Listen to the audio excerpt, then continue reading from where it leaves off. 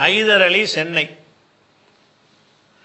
அதே சகோதரன் கேட்குறாரு, எனது கேள்வி, ஷியா கொள்கையை பின்பற்றுபவர்களை காஃபிர்கள் என கூறுவது சரியா தவறா, விளக்கம் தேவை அப்படின்னு கேட்குறாரு.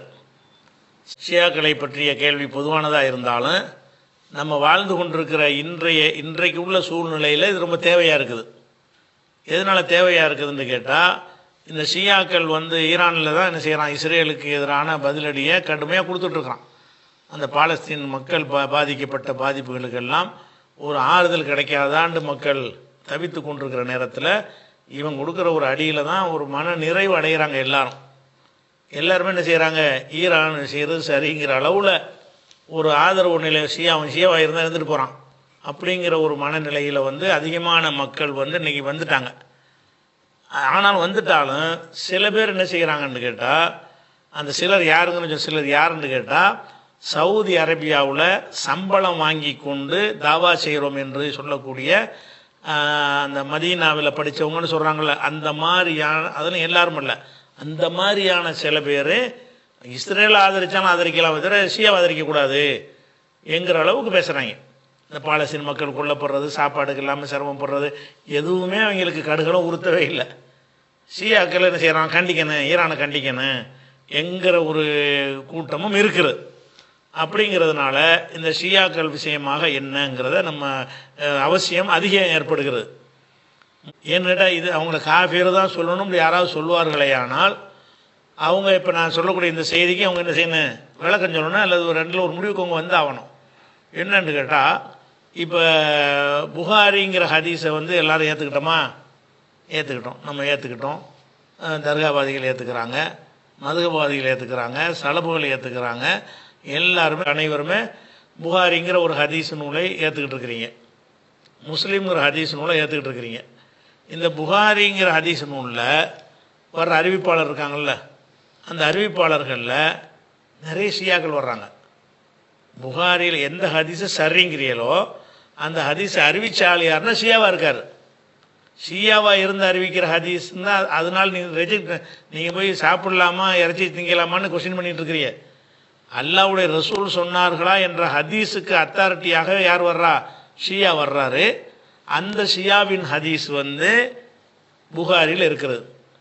உதாரணமாக அப்துல் மலிக் இப்னு ஆயன் அப்படின்ற ஒரு ஆள், இவர் 7445வது ஹதீஸ் புகாரி, அதில் இவர் அறிவிக்கிற செய்தி வருது.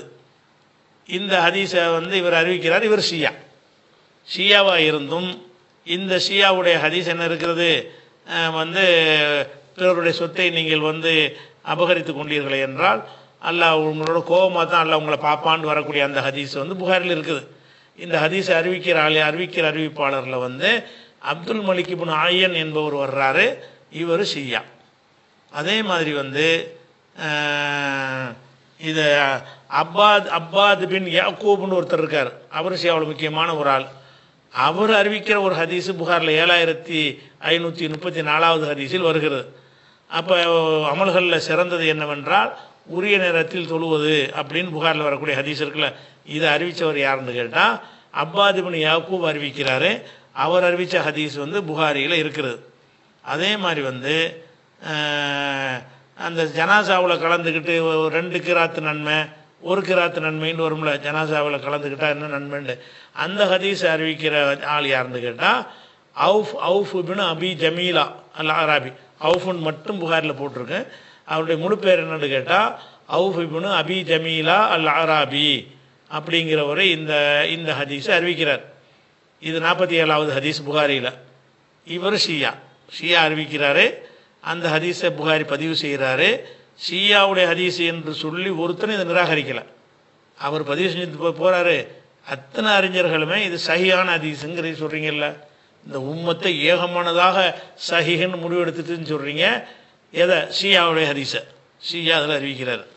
அது மாத்திரம் இல்லாமல் இந்த அவுஃபுங்கிற ஆள் அறிவிக்கிற ஹதீஸ் 1-2 கிடையாது, ஒரு லிஸ்ட்டே இருக்குது. லிஸ்ட்டு சொல்வதாக இருந்தால் இந்த ஒரு ஆள் அவுஃப் பின் அபி ஜமீலாங்கிற ஷியா அறிவிக்கிற ஹதீஸு புகாரியில் 344, 348, 547, 99, 1143, 2225, 3275, 3321, 3354, 3404, 3915, 4425, 4674, 4799, 5010, 5198, 6546, 6669, 7047, 7099 மும்பூட்டு இடத்துல இவர் அறிவிக்கிற ஹதீஸுக்கு புகாரில் வெவ்வேறு ஹதீஸில் ஒவ்வொன்று ஒரு ஹதீஸ்.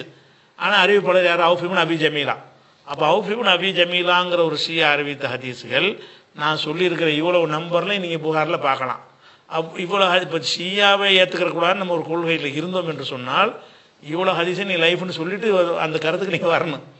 புகாரியில் வந்து ஒரு 30 ஹதீஸ் வந்திருக்குது, ஷியா அறிவிக்கிற இந்த ஆள் அறிவிக்கிறது, அதனால இதில் உள்ள அம்புட்டும் லைஃபு பலவீனம். ஹதீஸ் அறிவித்து அதை ஏற்றுக்கிறோம் என்று சொன்னால் அப்போ எந்த இடத்துல காஃபியர் நடத்தினா நீங்கள் நடத்தலையே? அபுஜெயில் அறிவிச்சா நீங்கள் ஏற்றுக்குருவீங்களா? காஃபியர் நடத்துகிற மாதிரி நடத்தணுங்கிறீங்க. அப்போ இதை வந்து புகாரி இதை சரிங்கிறாரு. புகாரி சரின்னு சொன்னதை அனைவரும் சரிங்கிறீங்க.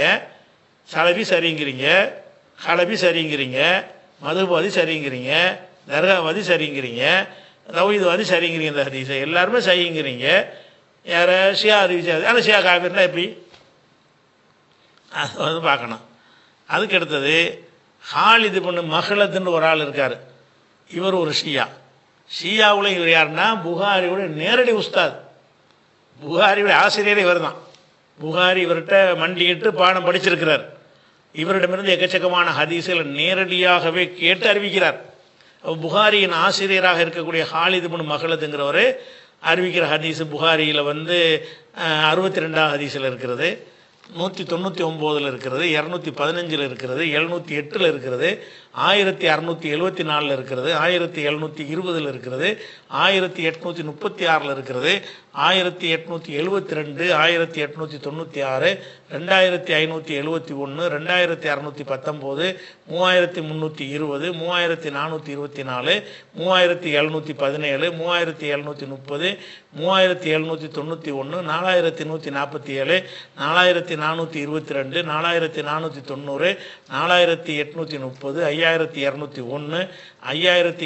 5747,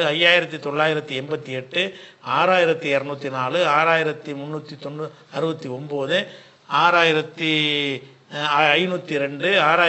6502, 6819, 7231, 7331, 7379, 7430 இவ்வளவும் ஹாலிது இப்னு மஹ்லத்ங்கிறவர்கிட்ட புகாரி கேட்குறார் நேரடியாக.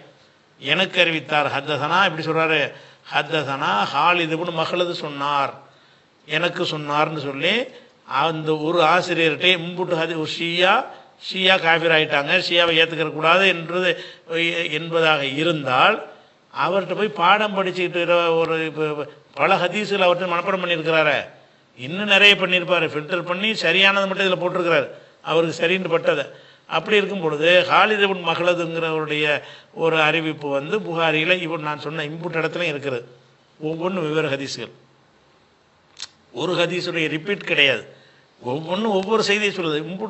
இம்புட்டையும் நீங்கள் பலவீனம்னு இப்போ சொல்லணும். இப்போ ஷியாக்கள் காஃபிர்கிட்ட கேட்டு புகாரி அறிவிச்சிருக்கிறாரு, அதனால் புகாரில் உள்ள எல்லா ஹதீஸும் சரியெல்லாம் கிடையாது, காஃபிர் அறிவிப்பாளராக இருக்கிறதுனால இந்த ஹதீஸுகளெல்லாம் பொய்யான ஹதீஸுகள் என்று இந்த ஷியாக்களை காஃபிராக்கணும்னு சொல்லக்கூடிய ஒருத்தராவது சொல்லுவீர்களா?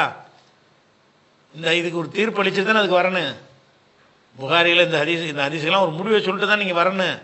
இவ்வளோ அது 30-40 ஹதீஸை போட்டு ஒரு ஷியாட்ட போய் 40 ஹதீஸை படிச்சிருக்கிறார, படித்து அவர் சொன்னார்னு அறிவிச்சிருக்கிறார அப்படிங்கிறத பார்க்குறோம். அதே மாதிரி உபைதுல்லா பின் மூசாண்டு ஒரு ஷியா, இவரும் புகாரியுடைய உஸ்தாத், 7வது 8வது அறிவிப்பாளர் கிடையாது, டைரெக்டாக புகாரி போய் படித்த ஒரு ஆள். அவர் யார்? உபைதுல்லா பின் மூசா. இவர் ஷியாவில் முக்கியமான ஒரு இமாமில் ஒரு ஆள். இவரிடமிருந்து புகாரியுடைய 8வது ஹதீஸு, 126வது ஹதீஸு, 354வது ஹதீஸு, 520வது ஹதீஸு, 865, 1139, 1140, 1330, 1915, 2006, 2340, 2518, 2699, 3359, 3632, 4039, 4043, 4053, 4150, 4251, 4512, 4706, 4839, 4904, 4917, 4928, 4978, 4990, 5054, 5152, 5541,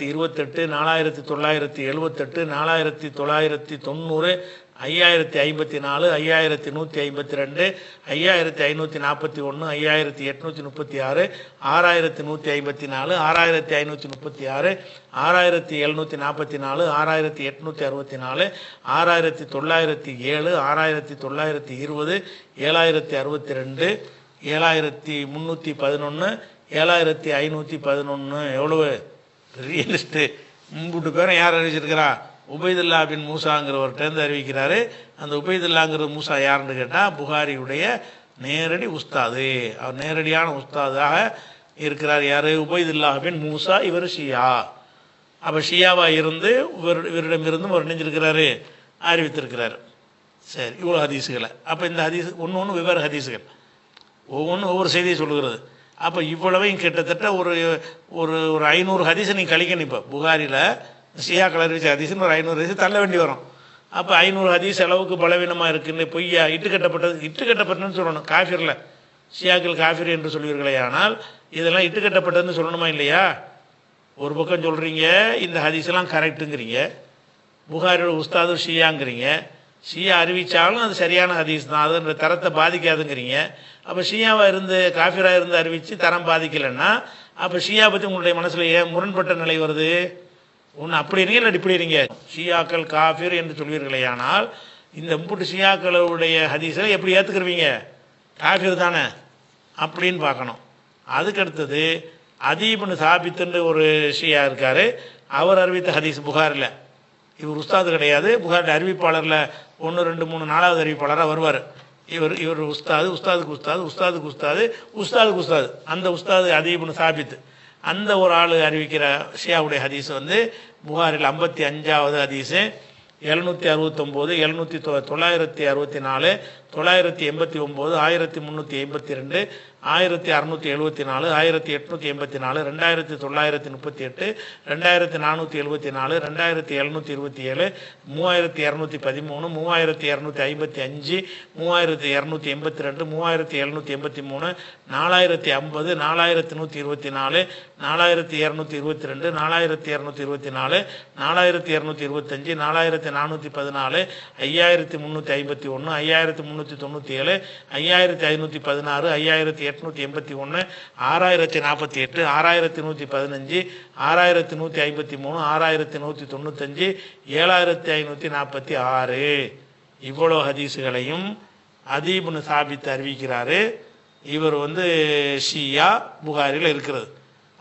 ஒவ்வொன்றும் வெவ்வேறு ஹதீஸுகள், ஒவ்வொரு நம்பரும் ஒவ்வொரு ஹதீஸுகள், அதை பார்க்குறோம். அதே மாதிரி புகாரியில் முகமது இப்னு ஃபுலைல் என்பார் அறிவிக்கிறார். அவர் அறிவிக்கிறார், இவரும் ஷியா.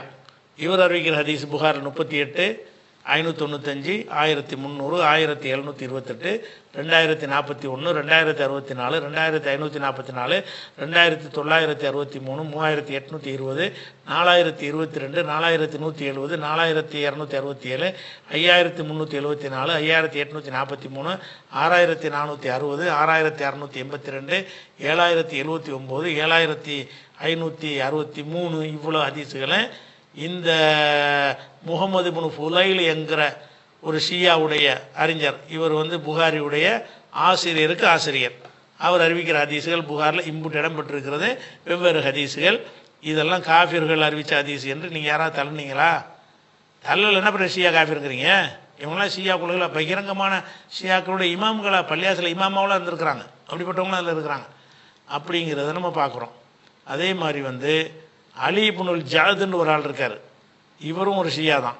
இவர் அறிவிக்கிற யாருன்னு கேட்டால் புகாரிக்கு டைரெக்டாக உஸ்தாத். இவர் புகாரி நேரடியாக படித்த ஷியாவுடைய இமாம்களில் அலி இப்னுல் ஜஅதுன்னு ஒரு ஆள், இவர் அறிவிக்கிற ஹதீஸ் புகாரில் 53, அது மாதிரி 106, 1179, 1424, 2938, 3563, 3707, 5348, 5834, 6119, 6247, 6516, 7266 இம்புடு ஹதீஸுகளை புகாரியில் என்ன வந்திருக்குது. இந்த ஒரு ஷியாவுடைய ஒரு அறிவிப்பு ஆசிரியர் அலி இப்னுல் ஜஅதுங்கிறவர்கிட்ட புகாரி இந்த ஹதீஸை வாசித்து இது சரியான ஹதீஸ்ன்னு நம்பி அதை அவரோட புக்கில் பதிவு பண்ணி அதன் உலகம்லாம் சேர்ந்து சரியான ஹதீஸ்ன்னு ஏற்றுக்கிட்டு இருக்கிறீங்க. ஆனால் ஷியா ஹதீஸ் சரியான ஹதீஸு, ஷியா ஹதீஸ் சரியான ஹதீஸ்ன்னு சொல்லக்கூடியவர்கள் ஷியா காஃபிர்களாமா? இதுக்கு ஒரு முடிவு எடுங்க. நீங்கள் அதான் உங்களுடைய கொள்கையாக இருந்தால் புகாரி ஷியாவுடைய ஹதீஸ்லாம் நாங்கள் அதை கழிச்சிருவோன்ட்டு வாங்க, ஒருவரும் சொல்ல மாட்டீங்க. ஏன்னா அதில் அல்லாவுடைய வேதத்துக்கு அடுத்துல புகாரிங்கிறீங்க. அப்போ அல்லாவுடைய வேதத்துக்கு அடுத்து புகாரிங்கிறீங்க. அந்த புகாரி இப்படி ஷியாக்களையும் இமாம்களை ஏற்றுக்கொண்டு அவங்க அறிவித்த ஹதீஸுகளை ஒரு முஸ்லீமாக கணக்கிட்டு என்ன செய்கிறாரு, முஸ்லீமில் நம்பகமானவர்ன்றவரை வெறும் முஸ்லீமாக இருந்தால் ஆவரேஜ் முஸ்லீமாக இருந்தால் ஹதீஸை பதிவு பண்ணவே மாட்டார். ரொம்ப நம்பி கான்ஃபிடென்ட்டான ஆளுக்குங்கிற அளவுக்கு உண்மையாளர் கான்ஃபிடென்ட்டான ஆளு அப்படி ஆள் தானே ஒரு பதிவு செய்வார். அந்த சர்டிஃபிகேட்டும் அதுக்குள்ளே அடங்கி இருக்கிறது என்பதை நீங்கள் என்ன செய்யணும், சிந்திச்சு பார்க்கணும். அதே மாதிரி இப்னு அஸ்வா என்பவருடைய ஹதீஸுகள் புகாரில் 2 வருகிறது. அந்த இவர் யாருன்னு கேட்டால் இவருடைய பேர் சயீத் இப்னு அம்ர் இப்னு அஸ்வாவுல் ஹமதானி அல் கூஃபி அல் காலி, இவ்வளோ பேராக இருக்காது. இப்னு அஸ்வான்னு மட்டும் புகாரில் குறிப்பிடப்பட்டிருக்கும். இவர் ஒரு ஷியா. புகாரியுடைய உஸ்தாதுக்கு உஸ்தாதுக்கு உஸ்தாதுக்கு உஸ்தாது 4வது உஸ்தாத் இவர். இவருடைய ஹதீஸ் 2 இடத்துல புகாரில் வருது. 1477, 3235. இவ்வளோ பேர் ஷியாக்களுடைய அறிவிப்புகளுக்கு நீங்கள் புகாரிலாம் வந்துட்டதுனால நான் நம்பரை கஷ்டப்பட்டு எடுத்து உங்களுக்கு தந்துருக்கிறேன். இந்த விஷயத்தை இப்போ நம்ம தான் புதுசாக சொல்லணும்னு இல்லை, கண்டுபிடிக்கிறாங்க, ஷியாவெல்லாம் கண்டுபிடிக்கிறாங்க அப்படின்னு நினச்சிடக்கூடாது. இந்த புகாரிக்கு ஃபத்துல் பாரின்னு ஒரு விளக்க உரை இப்னு ஹஜர் எழுதியிருக்காரு, உங்களுக்கு தெரியும். அந்த ஃபத்துல் பாரிக்கு ஒரு முன்னுரை முகத்திமான்னு ஒன்று இருக்கிறது, அதுவும் இப்னு ஹஜர் எழுதுனது தான். புகாரியுடைய விரிவுரைக்கு எழுதிட்டு விரிவுரைக்கு முந்தி சொல்ல வேண்டிய விஷயங்கள் அப்படின்னு சொல்லி முகத்திமான்னு ஒன்று எழுதியிருக்கிறார். அந்த முகத்திமாங்கிறது ஹதியு சாரிங்கிற வேற ஒரு பேரில் தனி நூலாகவும் வந்திருக்கிறது. இந்த முகத்திமா தான் ஹதியு சாரிங்கிற பேரில் ஒரு புக்காகவும் ஒன்று செய்யப்பட்டிருக்கு. இப்னு ஹஜருடைய நூல் வெளிவந்திருக்கிறது. இந்த இதில் முன்னுரையில் சொல்கிற விஷயத்தை என்ன செய்கிறாருன்னு கேட்டால், புகாரியில் உள்ள ஷியாக்கள்னு அவரே ஒரு லிஸ்ட்டை கொடுக்குறார். யார் கொடுக்குறா? இப்னு ஹஜர். நான் சொல்லலாம் கிடையாது, இப்னு ஹஜர் சொல்கிறார். ஒன்று யார்? இஸ்மாயில் இப்னு அபான் ஷியா, ஜரீர் இப்னு அப்துல் ஹமீத். இதெல்லாம் ஃபத்துல் பாரியுடைய முகத்திமாவில், அதாவது இப்னு ஹஜருடைய ஹதியு சாரிங்கிற கிதாபில் இவங்களெல்லாம் ஷியாக்கள் என்று அவர் குறிப்பிட்டிருக்கிறார். ஹாலித் இப்னு மஹ்லத் அவருடைய லிஸ்ட்டில் நான் காட்டியிருக்கிறேன். அவர் அல் பக்தரி, சாயித் இப்னு அம்ரு, சாயித் இப்னு கதீர் இப்னு அஃபீர், அப்பாத் இப்னு அவ்வாம், அப்துல்லா இப்னு ஈஸ் இப்னு அப்துல் ரஹ்மான், அப்துல் ரஸாக் இப்னு ஹம்மாம் சன்ஆனி, முசன்னஃப் அப்துல் ரஸாக்னு ஒரு கிதாப் வச்சுருக்கிறீங்கல்ல, அவர் புகாரி உஸ்தாத். அவர் ஹதீஸ் கிதாபை ஆதாரம் எடுத்து பேசிகிட்டு இருக்கிறோம். அவர் ஷியா அப்துல் ரஸாக் அவர். அப்புறம் அப்துல் மலிக் இப்னு ஆயன் அவர் ஒரு ஆள் 10வது. அப்துல்லா இப்னு மூசா அல் அபசி 11வது ஆள். அதி இப்னு சாபித் அல் அன்சாரி 12வது ஆள். அலி இப்னுல் ஜாது 13வது ஆள். ஃபதுல் இப்னு தக்கீன் 14வது ஆள். ஃபத்தர் இப்னு ஹலீஃபா அல் கூஃபி 15வது ஆள். முகமது இப்னு ஜஹாதா 16வது ஆள். முகமது இப்னு ஃபுதைல் இப்னு கஸ்வான் 17வது ஆள். மாலிக் இப்னு இஸ்மாயில் அபு கஸ்ஸான் 18வது ஆள். இந்த 18 ஆட்களும் புகாரியில் ஷியாக்கள் என்று இப்னு ஹஜர் சொல்கிறார். 18 ஆட்களை நான் 18ல் ஒரு 10 பேருடையதை நான் காட்டியிருக்கேன், லிஸ்ட் எடுத்து காட்டியிருக்கிறேன். இந்த 8க்கு 1 2 தான் கிடைக்கும், அதனால் அதை நான் சொல்லலை. அதான் 18 பேருக்குடைய ஹதீஸும் புகாரில் இருக்குது. இந்த 18 பேரை அடித்து பார்த்தீங்கன்னு சொன்னால் புகாரியுடைய ஹதீஸில் என்ன செய்து வருகிறது. அப்போ ஆள் தான் 18, ஹதீஸ் நம்பர் 300க்கு மேலே ஓடி போயிடும். ஏன்னா ஒவ்வொருத்தர் 40 30 ஹதீஸு அவ்வளோ ஹதீஸுகள் அறிவிச்சிருக்கிறாங்க. அப்போ 18 பேருடைய 18 பேர் ஷியா என்று யார் சொல்கிறா? இப்னு ஹஜர் மாதிரியான நிறைய சொல்லியிருக்கிறாங்க. இந்த அறிவிப்பாளர்களை பற்றி தேடி பார்த்தீங்கனால இவர் ஷியான்னு சொல்லிடுவாங்க. ஆனால் நம்பகமானவராக இருந்தார், புகாரி இவருடைய ஹதீஸை பதிவு செஞ்சுருக்காருன்னு சேர்த்து சொல்லுவாங்க. அப்போ இப்போ நம்ம முதல் அறிந்து கொள்ள வேண்டிய விஷயம் என்னன்னு கேட்டால், இவர்கள் ஷியாக்களாக இருந்து ஷியான்னு உலகறிந்தவர்களாக இருந்து மறைஞ்சு கிறைஞ்சி ஏமாத்திட்டுல ஷியா தான் தெரிந்து கொண்டு அந்த ஷியாக்கள் அறிவிக்கிற ஹதீஸுகளை ஒரு 300-400 ஹதீஸுகள் புகாரியில் இருக்கும் என்று சொன்னால் அந்த நம்ம ஒரு முடிவுக்கு வரணும். என்ன முடிவுக்கு வரணும்? இவர்களெல்லாம் காஃபிர்கள் என்று நம்ம சொல்வோமே. ஆனால் அப்போ இந்த 400 ஹதீஸுகளையும் இட்டுக்கட்டப்பட்டதுன்னு முதல் சொல்லிவிடுவாங்க. 400 ஹதீஸுகளை நான் இதுக்கு மாற்றமாக ஒரு காலத்தில் ஷியா காஃபிர் சொல்லியிருப்பேன். விளங்குதா? இப்போ நீங்கள் கேள்வின்னு கேட்கும்போது நம்ம தேடி ஒரு ஆய்வில் வரும்போது சரியான கருத்து வந்தால் நம்ம வெக்கப்படணும் மாற்றிக்கிறதுக்கு இதுக்கு ஒரு பதில் நம்ம சொல்லித்தானே ஆகணும். ஷியாவை அப்படின்னா நம்ம அதுதான் நம்முடைய கொள்கைன்னு இருந்தீங்கன்னா இதையாவது மாற்றுங்க. எதை மாற்றணும்? ஷியாக்கெல்லாம் காஃபிர். அதனால் இந்த ஷியாக்கள் மட்டும் இல்லை, ஜஹமியாக்கள் இருக்கிறாங்க, மொத்தலா இருக்கிறாங்க, முஜாசிமா, எல்லா குரூப்புடைய ஹதீஸ்களும் புகாரில் இருக்குது. எல்லாத்தையும் வகை வகையாக போட்டிருக்கிறாரு. பத்துல் பாரில் ஒரு ஹதீஸாரிலே இப்னு ஹஜர் கொண்டு வந்திருக்கிறார். அப்போ அது மாதிரி லிஸ்ட்லாம் பிரித்து எடுத்துட்டு இதெல்லாம் இந்த காரணத்தினால இவர் ஜஹமி அதனால கூடாது, இது முர்ஜியா அதனால கூடாதுன்னு சொல்லி ஒவ்வொருத்தரையாக தள்ளி விட்டு நீங்கள் என்ன செய்யணும்? கடைசியில் புகாரில் ஒரு 500 கூட தேராது, 500 வயசு கூட தேராது. ஆனால் நீங்கள் என்ன செய்கிறீங்க? அம்புட்டும் சரிங்கிறீங்க. அந்த அறிவித்தவர்கள்லாம் என்ன செய்கிறாங்க? நீங்கள் யாரை காஃபிர்னு சொல்லணுங்கிறீங்களோ அப்படிப்பட்டவங்களாக இருக்கிறாங்க. நீங்கள் யாரை காஃபிர்னு சொல்லணும்னு நிற்கிறீங்களோ அப்படிப்பட்டவங்க அறிவித்த ஹதீஸை அவர் சரிங்கிறாரு, நீங்களும் சரிங்கிறீங்க, ஆனால் காஃபிர்னு சொல்கிறீங்க. ஏதாவது ஒரு லாஜிக் இருக்கா இதில்? ஒன்று இங்கிட்டுன்னு காட்டிக்கணுமா இல்லையா? ஒன்று அதான் உங்கள் கொள்கையை அரைச்சின்னு சொன்னால் புகாரியை நாங்கள் எல்லாத்தையும் ஏற்றுக்க முடியாது. அவர் ஷியா இதை ஏற்றுக்க நான் கண்டிக்கிறோம். ஷியாக்கள்லாம் அவர் மட்டும் கண்டிக்க முடியாது. இந்த இவர்கிட்ட அறிவித்த ஆள் புகாரி மட்டும் இல்லை, ஷியாக்கிட்டேருந்து சோபா அறிவித்திருக்கிறாரு, ஷியாக்கிட்டேருந்து அகமது ஹம்பல் அறிவிச்சிருக்கிறாரு, சாம்பிளுக்கு தான் புகாரி. அப்போ இவ்வளோ பேருன்ற ஷியான்னு தெரிஞ்சுக்கிட்டு போய் அவர்கிட்ட அறிவிக்கலாங்கிறாங்க, தப்பு இல்லைங்கிறாங்க. அப்படின்னா என்ன அர்த்தம்னு கேட்டால், இந்த ஷியாக்களுடைய கொள்கை தப்புன்னு சொல்லணுமே தவிர அந்த ஷியாக்கள் அவன் நானே நேர்மை கரெக்டாக இருந்துச்சுன்னு சொன்னால் நம்ம அவனை அறிவிப்பாளராக ஏற்றுக்கலாம். நம்பகமான ஒருத்தனாக திக்கத்தும் உறுதியானவனை உண்மையாளன் என்றே ஏற்றுக்கொள்ளலாம்னு அந்த ஃபில்டர் பண்ணி தான் அவங்க நினைஞ்சிருக்கிறாங்க. புகாரியில் அதிசய முஸ்லீம்னு இந்த மாதிரி இருக்குது. முஸ்லீம்னு ஆய்வு பண்ணி நம்ம சொல்லலை, ஆனால் முஸ்லீம்லேயும் இருக்குது, எல்லா கிதாபிலும் இருக்குது. முஸ்லீம் என்ன புகாரி தான் நீங்கள் சரின்னு சொல்கிறதுனால நான் அதிலிருந்து எடுத்து காட்டுறேன். அப்போ நம்ம என்ன நிலைப்பாட்டுக்கு வரணும்னு கேட்டால், அவங்கவுங்க பல கொள்கையில் இருப்பாங்க, சொல்கிற செய்தி கரெக்டாக சொல்கிறாங்களா அதுவே முஸ்லீம் என்பதற்கு போதும். அப்போ முஸ்லீமாக இவங்கெல்லாம் கருதுனாங்களா? நம்ம கேள்வியாக தான். இந்த 18 பேரையும் புகாரி முஸ்லீமாக கருதுனாரா இல்லையா? இப்னு ஹஜர் முஸ்லீமாக கருதுனாரா இல்லையா? அந்த யாரெல்லாம் இந்த ஹதீஸ் சரியான ஹதீஸ்ன்னு வாதிடுகிறார்களோ, புகாரியில் உள்ள அனைத்தும் சஹி என்று வாதிடுகிறார்களோ அவ்வளோ பேரும் இவரை முஸ்லீம்னு கருதியிருக்கிறாங்களா இல்லையா? கருதியிருக்கிறாங்க. அப்போ நீங்கள் என்ன செய்யணும்? அப்போ அவங்க கருதுன மாதிரி இப்போ இதான் இஸ்லாம் யாரையும் போட்டு காஃபிர் சொல்லிட்டு இருக்க வேண்டியதில்லை. நம்ம புரிந்து கொண்ட வகையில் இதுதான் சரியா தவறுன்னு பேசணும். ஒழுங்குதா? எந்த ஷியாவையும் நான் காஃபிர்னு சொல்லக்கூடாதுன்னு தான் நான் இப்போ சொல்கிறேன். இந்த ஆய்வுக்கு பிறகு நான் சொல்கிறேன் என்னென்னா, யாரையும் போட்டு காஃபிர்னு எதுக்கு சொல்லணும்? காஃபிர்னு சொல்வது நமக்கு என்ன கட்டாய கடமையா? அவனை காஃபிர்னு சொன்னியா, இவனை காஃபிர்னு சொன்னியா?